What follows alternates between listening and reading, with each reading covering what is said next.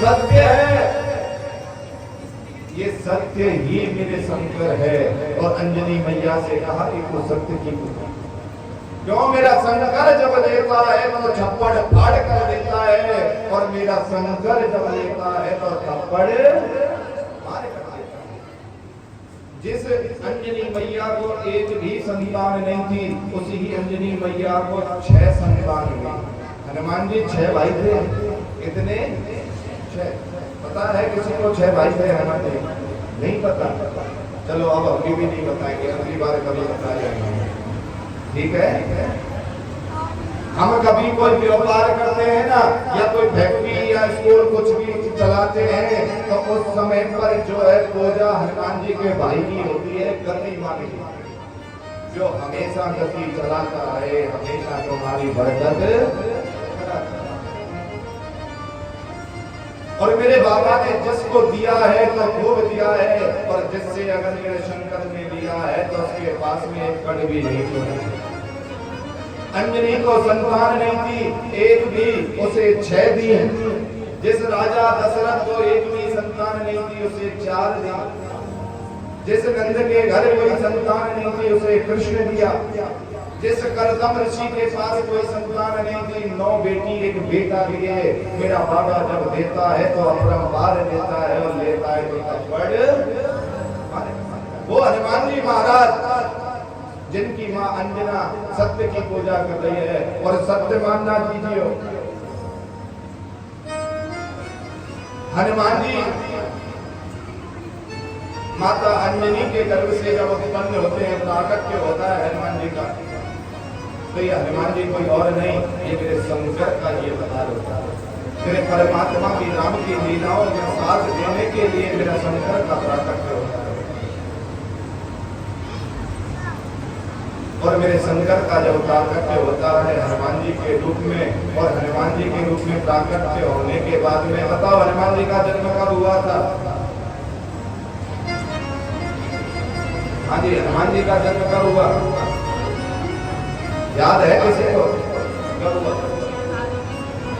चैत्र के महीने की पूर्णिमा तिथि। हनुमान जयंती बनाते हैं ना नवरात्रों के बाद, जो चैत्र के नवरात्रे आते हैं, चैत्र के महीने की पूर्णिमा तिथि को मेरे हनुमान जी का प्राकट्य था। और चैत्र के महीने की जब पूर्णिमा तिथि को मेरे हनुमान जी का प्राकट्य हुआ, तो माता अंजनी बड़ी प्रसन्न हुई। बोलो हनुमान जी महाराज की। हनुमान जी महाराज का प्राकट्य हुआ चैत्र के महीने में, और जिस अंजनी माँ को एक भी संतान नहीं थी, आज उस अंजनी मां को 6 बेटे उत्पन्न हुए। सबसे पहले हनुमान, सबसे पहला पुत्र हनुमान हुआ, फिर केतुमान हुआ, और केतुमान के बाद में गतिमान हुआ, गतिमान के बाद में सुतिमान हुआ, और सुतिमान के बाद में मतिमान, और मतिमान के बाद में धृतिमान हुआ। ये 6 पुत्र हुए मेरे। कितने भाई हैं हनुमान जी महाराज? हनुमान जी किसकी सेवा करते थे? इस दुनिया में कोई भी जगह ऐसी नहीं है जहाँ पर राम का मंदिर हो या ना हो चलेगा, पर हनुमान जी का मंदिर हर जगह तुम्हें मिलेगा। क्यों? क्यों मिलेगा बताओ? इस पूरे विश्व में हनुमान जी के मंदिर ज्यादा है, राम के कम है। जिस राम की वो पूजा करते थे उनके मंदिर कम, हनुमान के ज्यादा। हनुमान का चरित्र, हनुमान की कथा चीजों एक ही शिक्षा देती है कि जो सेवा करता है वो हमेशा मान प्राप्त करता है, और जो सेवा कराता है वो हमेशा मान प्राप्त नहीं कर पाता। मेरे राम के मंदिर कम है, पर मेरे हनुमान के ज्यादा है, क्योंकि हनुमान राम की सेवा में जाते हैं। हमेशा जीवन में सेवा भाव रहना चाहिए, हमेशा जीवन में सेवा का भाव तुम्हारे अंदर होना चाहिए, और सेवा का भाव तुम्हारे अंदर होगा तो हनुमान जैसा मान सम्मान तुम्हें मिलेगा। और किसी कवियों ने तो बड़ा सुंदर लिखा है कि राम जी चले ना हनुमान के बिना, कि राम जी के इतने प्रिय हो गए हनुमान जी, किस वजह से? सेवा के कारण, भक्ति के कारण। क्योंकि हनुमान जी आए ही मेरे प्रभु की सेवा से, लक्ष्मण के प्राणदाता है और राम के चरणों के सेवक है। वो हनुमान जी महाराज चैत्र के महीने में पूर्णिमा तिथि का प्राकट्य करते हैं। इसीलिए शिव महापुराण की कथा कहती है कि जितना हो सके जिंदगी में सेवा करो, जितनी सेवा करोगे उतनी मेवा मिलेगी। सास की सेवा करोगे तो प्रॉपर्टी मिलेगी। समझ गए? ये आनंद के गले का सब मिलेगा। और सास की सेवा ना करी तो देख लेना ननदी ले जाएगी, पर तुम बैठी रहती। हाँ, ननद कभी घर पे आए ना बोलना जी जी तुम तो बैठ के खाए जाओ, मैं सासू की सेवा नहीं करूंगी। ननद से मत कराना, अभी तो ननद कोई मिल जाएगा सब कुछ, पर बहुओं को नहीं मिलेगा। सास की सेवा करो, सेवा करोगे तो नाम होगा, सेवा करोगे तो सम्मान होगा, सेवा करोगे तो तुम्हें कान नाप के भी मिल जाएगी। किस किस को चाहिए कान नाप के सास से? नहीं चाहिए? चाहिए सबको? बताओ। अच्छा बताओ, अगर आप सबको चाहिए तो आज ही एक मंदिर मार देते हैं आप पर। किस किस को चाहिए? क्योंकि कोई मंत्र नहीं है जिंदगी में। अगर मंत्र है तो छोटा बनना सीख लो और सास के चरण दबाना सीख लो, तुम्हारे अपने आप गैया छोटा बनना सीख लो, सास के चरण दबाना। नहीं तो देखिए ध्यान रखना, फिर मत कहना कि कोई गुरुजी आए थे और कह रहे थे कि ननद ले जाएगी सबको। बताओ लेके जाती है नहीं ननद? बोलो, ले जाती है ना? सब दुखी है, इसका मतलब ननद से। बोलो हर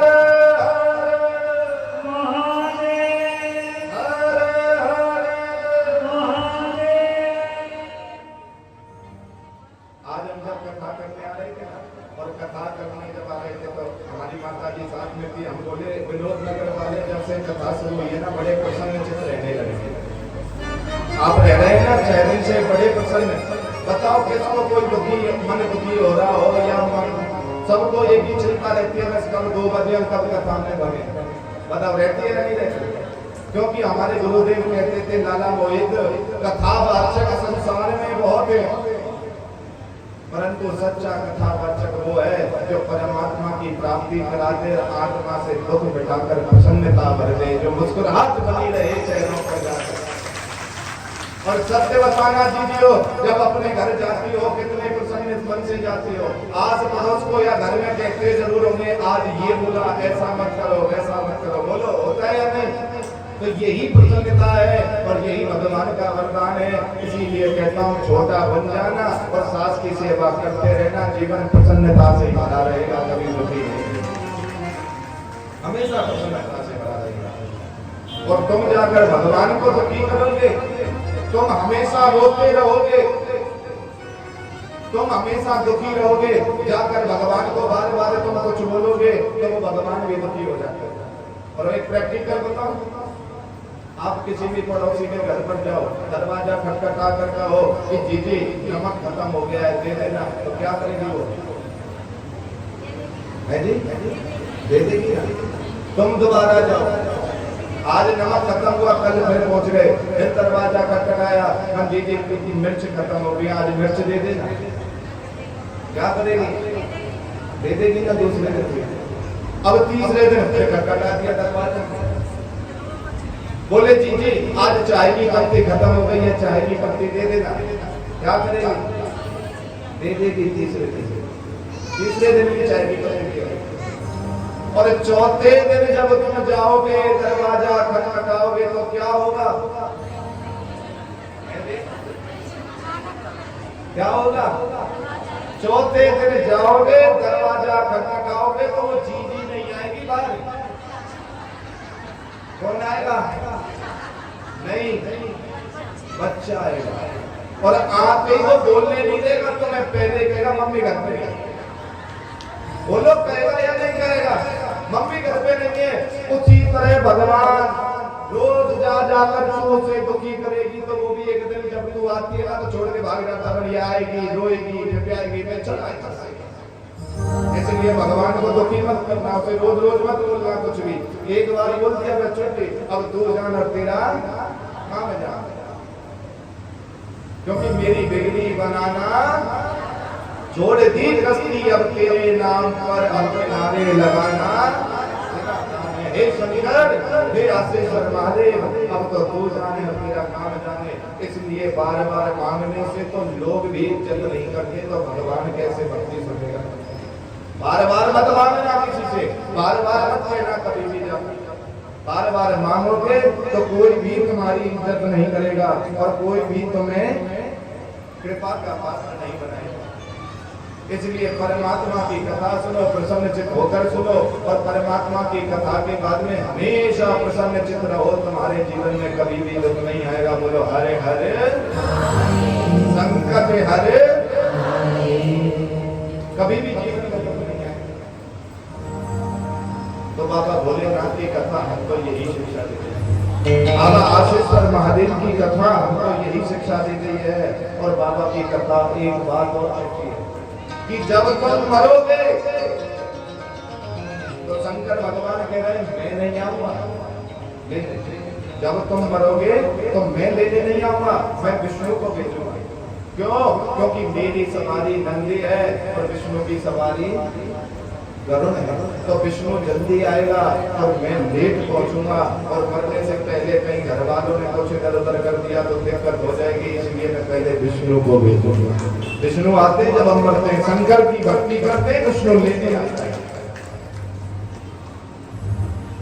मैंने क्या कहा था? शंकर की पूजा करोगे, राम की पूजा करोगे तो राम के भक्त कहलाओगे, विष्णु की पूजा करोगे विष्णु के भक्त कहलाओगे, कृष्ण की पूजा करोगे कृष्ण के भक्त कहलाओगे, पर शंकर की पूजा करोगे तो राम और कृष्ण तुम स्वयं कहलाओगे, तुम स्वयं राम कहलाओगे। ये तो वो शंकर,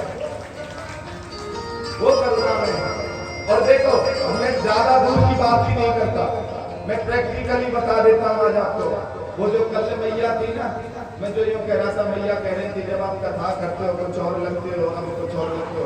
वो बाद में मिली मैया मुझे, जब रेणुपति बट रहे थे, वो मैया कह रही मैं गुरु जी ये नहीं कहना चाह रही थी, मैं ये कहना चाह रही थी कि तुम नंदगांव के वाला लग रहे थे, भगवान कृष्ण जैसे लग रहे थे। तो सोचो जब शंकर की कथा से वो मुझे कृष्ण जैसा बना सकता है तो क्या तुम्हें नहीं बना सकता? बताओ, वो तुम्हें नहीं बना सकता क्या? तो इसीलिए शंकर की शरण में जाओ, सब देवी देवता को अपने आप मिल जाएंगे, सभी देवी देवता अपने आप आ जाएंगे। ये शंकर है, और इस शंकर की शरण में जाओगे तो मेरे बाबा की कृपा तुम्हें अपने आप प्राप्त हो जाएगी। बोलो हरे हरे,